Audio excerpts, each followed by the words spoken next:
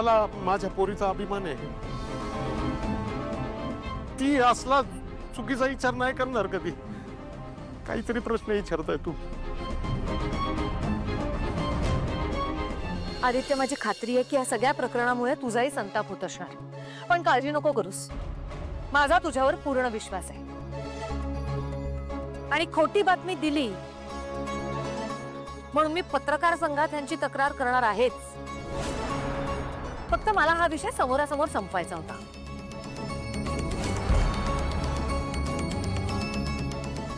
आता तुम्हाला कळलं ना की आदित्य आणि पारू मध्ये तुम्ही समजताय तसं काहीही नाहीये. आदित्यसाठी आम्ही एक मुलगी बघतोय आणि पारूसाठी सुद्धा चांगला मुलगा शोधतोय.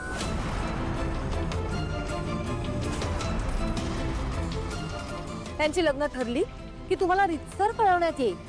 तोपर्यंत कृपा करून हा असा मूर्खपणा परत करू नका. आदित्य माझ्या शब्दाबाहेर नाहीये.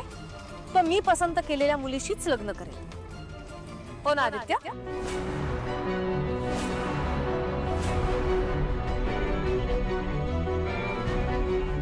हो.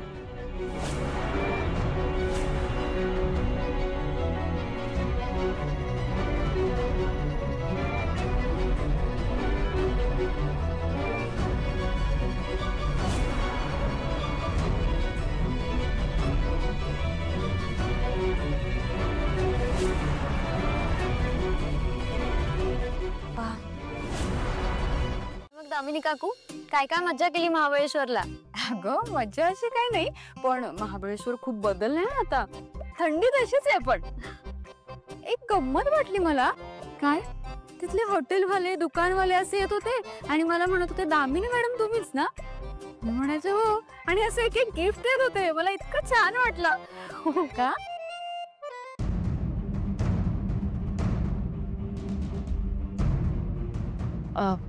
तुम्ही दोघे आज जा. आई आज जा. वहिनी मला आणि प्रियाला इथून जा म्हणतायत, म्हणजे नक्कीच आदित्यच्या बाबतीत काहीतरी असणार. पण ती पारू सुद्धा इथे दिसत नाही. तिच्या घरी जाते आणि बघते नेमकं काय घडतंय. इथून नको, सगळ्यांना संशय येईल. गुपचूप जाते.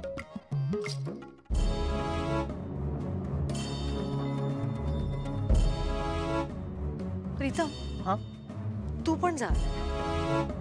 ओके.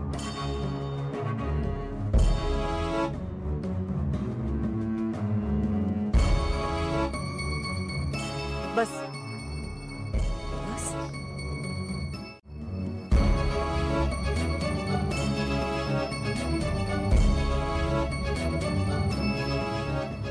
आदित्य, हे बघ, जे काही घडलं त्याचा फार विचार करू नकोस. कारण त्यात तुझी काहीही चूक नाहीये. जे झालं ते गैरसमजातून झालं. माझी खात्री आहे की तू कधीच चुकीचं वागणार नाहीस. हे बघ, हे सगळं प्रीतमकडनं झालं असतं तर एक वेळ मान्य होतं. तो अल्लड आहे, तो असं वागतो. पण आदित्य, तुझ्याकडून अशा वागण्याची अपेक्षा नाहीये मला. तो पत्रकार जे म्हणाला ते बरोबर आहे. तू एक पब्लिक फिगर आहेस, त्यामुळे त्यांची तुझ्यावर कायम नजर असणार. त्यामुळे इथून पुढे वागताना किंवा काहीही करताना थोडं सांभाळून वागायला हवं. त्याची काळजी घेशील. जा, आराम कर.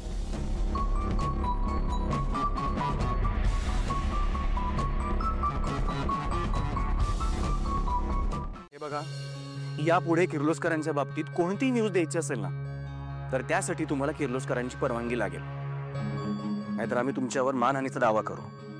लक्षात ठेवा.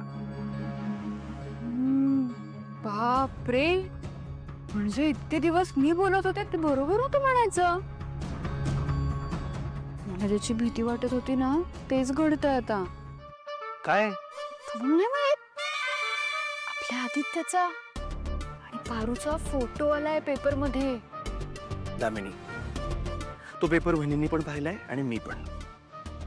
ती न्यूज फेक आहे आणि तू याच्यामध्ये लक्ष घालू नकोस, नाहीतर वहिनींची शिक्षा तुला माहितीच आहे आणि ती शिक्षा तुला झेपत नाही. आपण काही बोलायला नको, नाहीतर उगाच माझाच काल लालवायचं. जाऊ दे जाऊ दे, मला काय करायचंय. काय आहे ना, अशा क्षुल्लक गोष्टींकडे लक्ष द्यायला मला वेळच नाहीये. कुणाला जे काय करायचं ते करू देत, मला खूप काम आहेत. ऍक्च्युली मला तुमच्याशी बोलायचं होतं. काय झालं, बोल. तुम्हाला पण माहितीये की आपल्या घरातलं वातावरण किती बिघडलंय. आईंची तब्येत बरी नाहीये, आई आजारी आहे.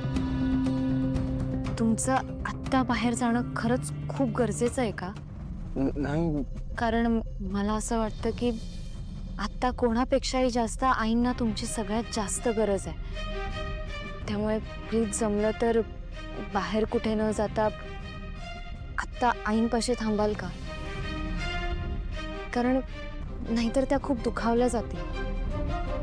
शेवटी फॅमिली सगळ्यात जास्त महत्वाची असते ना. आयुष्यात जेव्हा कधी तुम्हाला देवी आई आणि माझ्यामध्ये निवड करायची येळ येईल ना, तेव्हा एका क्षणाचा बी विचार न करता तुम्ही देवी आईची निवड करा. आदित्य सर, तुमच्यामध्ये आणि देवी आईंमध्ये मला माझं अस्तित्व, माझं प्रेम कधी बी आणायचं नाही. मला द्या वचन. दिलं वचन. प्लीज